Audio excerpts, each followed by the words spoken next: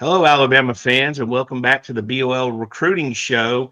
This is a breaking live show. We just had finished our Tuesday podcast, literally put it down, got a phone call, told Andrew, I will call you back in a minute, and boom, Jet Tamala, we've been waiting on since he took his visit to. So he got the offer from Alabama, quarterback committed to Iowa State. He got the offer from Alabama May 15th, took an unofficial visit to Alabama, said he wanted to take his official visit to Iowa State and then take some time to decide. So he's made that decision. I think he flew last night to the Elite 11. He's in the Elite 11 finals. I think he flew last night, landed today, and I guess he was ready to rock and roll because, at that Elite 11 event were two other guys that were strongly considering Alabama, Andrew. Yeah, a big win here for Alabama on the Tamala front. This is a guy that we have talked about since the middle of May. Alabama extended him the offer on May the 15th. We had not seen any offers during the spring contact period, and we were starting to wonder, what was going to happen. We knew they were out there evaluating guys, but when were they actually going to pull the trigger and extend an offer? And they offered Tamala, and then I think later on that night, Matt Ponatowski also received an offer, and both of those guys are competing against each other this week in Los Angeles for the Elite 11. But getting Tamala on board is big, and he came out and said recently, he said, if I am going to take an official visit to Alabama, I'm going to be on their commitment list before that weekend. So we were kind of waiting. Was he going to, announce that he was sticking with Iowa State? And I think we both felt like if he was going to stick with Iowa State, that he was going to announce it shortly after that Iowa State trip 2 weeks ago. And he kind of let it play out. And, we were kind of waiting to see what was going to happen. But then, as we kind of saw, last week we saw some new quarterbacks that got offered over the course of the last week or so. So we weren't exactly sure, and then started hearing some more things late last night. But yeah, Alabama now has a top 10 quarterback in its 2026 class. Second year in a row they've been able to flip a player who is also an Elite 11 finalist. So yeah, better outcome than I think we were expecting on the QB front this cycle. So last year, not trash talking because they flipped an SMU commit. Now that was early. They didn't realize how special Keelan was. So a year later, we got an Iowa State flip. But these guys are talented. I mean, these are guys. I mean, Iowa State, I think Brock Purdy's now the highest paid quarterback in the NFL. I don't know that to be sure. It changes weekly. But Brock Purdy's a guy that played at Iowa State. They have a good reputation with quarterbacks, do a good job of evaluating. So this is a big win. And also the thing I think we've learned, because with quarterbacks, you're kind of impatient. That's the one a lot of guys want to talk about. But last year we saw them patiently see quarterback after quarterback to get where they were going. This year, the same thing, very patient, move very slow, and then boom, all of a sudden, 3-4 quarterbacks had an offer out of nowhere. Yeah, and Tamala's an intriguing player. He plays a lower classification school, but he had an amazing junior season. Won a state championship. I think he passed for over 3,600 yards, had 47 touchdown passes, only 3 interceptions, completed almost 70% of his passing attempts, and he broke some state records, I think, in passing yards, touchdowns, and completions during his junior season. This is a very athletic kid. He didn't get a chance to go out to a lot of camps during the spring. He plays basketball. His basketball season did not end until middle of March. I think his first visit of the entire year was to Mizzou on March the 18th, and then I think a month later he was committed to Iowa State. Now they had been pushing hard for him since early January when they extended him an offer, and I think he felt very comfortable there. But I guess it was less than 10 days after committing to Iowa State, he goes to Nashville to compete in the Elite 11 regional.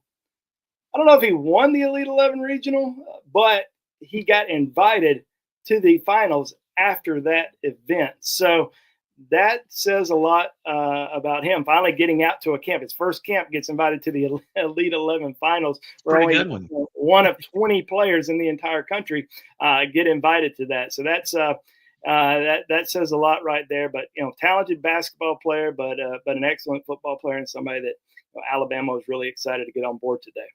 Look, I'm not great with comparisons to guys that obviously have already had successful careers, some success in the NFL, but the first time I saw Drake May was after his sophomore year, and to me, this is very similar, and especially when you factor in the basketball aspect of it. 6'5", athletic. I mean, obviously plays for one of the best teams in Nebraska, so they're a loaded team. But with talented players, you're looking for traits, right? We went over this with Lotzier Brooks last year because this competition wasn't great. But Lotzier Brooks had traits that would transfer anywhere in the country. You put him at Mater Dei, you can put him in the toughest division in Alabama, Thompson's Hoover area, which is loaded for the in-state guys, and it translates. He'd be good anywhere. And I think that's what you're going to see with Jet. And I think you have to like the fact his upside is in front of him. Again, a serious basketball player. That's a time-consuming sport. I mean, we saw that with, Jackson Lloyd. And that's one thing you're noticing. A lot of these guys are multi-sport athletes now, which are becoming more and more rare as they specialize together. But Jackson Lloyd played 3 sports. When he whittled down to one, bam, you saw what you saw. So Jet committing wasn't an easy decision. I mean, there was some strong ties to Iowa State, some respect there. But again, Alabama and that brand really goes a long way, Andrew. Yeah, and I think with Alabama, they certainly wanted to get a quarterback in this class. We weren't sure for a while were they going to be able to get one after signing. We thought they were going to be able to get one, but how good of a player were they going to be able to get in this cycle? We didn't really see a lot of movement throughout the spring. They had one guy that came in for a visit who ends up going to Washington. I think he felt a lot more attention from Washington at that point. But Alabama was pretty patient. Ryan Grubb, Nick Sheridan, Coach Sheridan went out on the road, evaluating kids, a ton of kids during spring. Is very similar to what he did last year.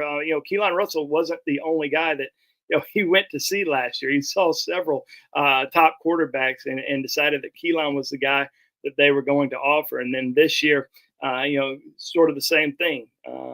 Went out, evaluated a lot of guys, saw him, got him on campus for a visit. And I think when you step onto Alabama's campus, and not to say anything bad about Iowa State, but because this could be just about any program throughout the country. But when you go from being a commitment, one place to walking into Tuscaloosa and seeing everything, and it's not just championship trophies and the wall of first round. It's impressive.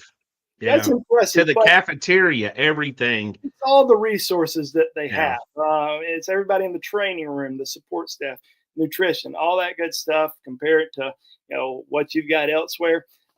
It's pretty tough to beat. So I like the fact that this kid is not scared of competition, because Keelan, he scared some guys off.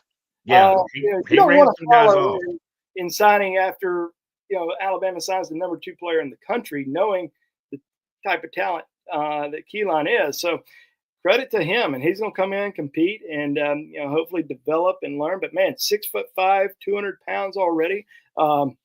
As we saw with Austin Mack, Alabama likes these, and Keelan's a tall kid too. They like these tall, really athletic guys, and Tamala doesn't have a lot of stats from a rushing standpoint. I don't think he rushed for more than 100 yards on the ground. But then you see his basketball highlights, and you're like, he's pretty. He didn't have. I think this is a case. He didn't have to run. Yeah, and that's what his coach said. Yeah, and I tell you and we got you here. We appreciate y'all jumping in live. This was we had wanted to do this. We didn't know it was coming right after our other podcast. But again, give us a like and thumbs up. Appreciate all the Roll Tides. Everybody's in here. It's a good. Somebody's gonna watch our show from earlier and not watch this and think, man, why did they not mention? Now, in our defense, we were covering the visitors last week, True. and Tamala was at home hanging out and chilling. So, in our defense, but hopefully everybody watches both of them. Give us that thumbs up and like. We appreciate you for being here. There's that thumb. One of the things, Andrew, for me was that that you hit on is how confident and they are that they can get their guy. Now, they offered several quarterbacks. Even you're talking about Derek Zammit, who ended up at Washington. Where's he at this week? He's at the Elite 11 finals. Where's Bryson Beavers? Elite 11 finals. Matt Ponenowski. I think every quarterback they offered this cycle is in the Elite 11. Except for Kawhi, and Kawhi is coming back this week. He might be the most intriguing of every single one of them. Yeah, big guy, Hawaii, and we'll confirm that he still plans on coming in. Everybody looks at, Alabama's got their quarterback now. They're probably not worried.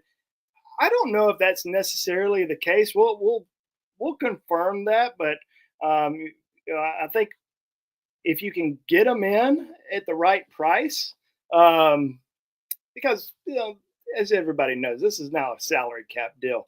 If you can fit a guy in that wants to be here and he'll take X number of dollars, then maybe some other schools are offering. I mean, if Alabama can make the numbers work, I think they take 2 high school quarterbacks. Yeah, and Courtney Morgan's the one handling that, the finances. He's the gatekeeper, so to speak, handling all that stuff. And it's not easy because, I mean, I've talked to people that think Alabama's getting what, $20.5 million. You can sign a lot of recruits. No, that's for the roster. That's for Caden Proctor, Xavier Brown. Some schools might pay it for the for high school recruiting, but yeah. USC's definitely $20 million. USC's probably, they got 29 commitments. They got to be closing in on 20 million, and they've got some heck of a good ones.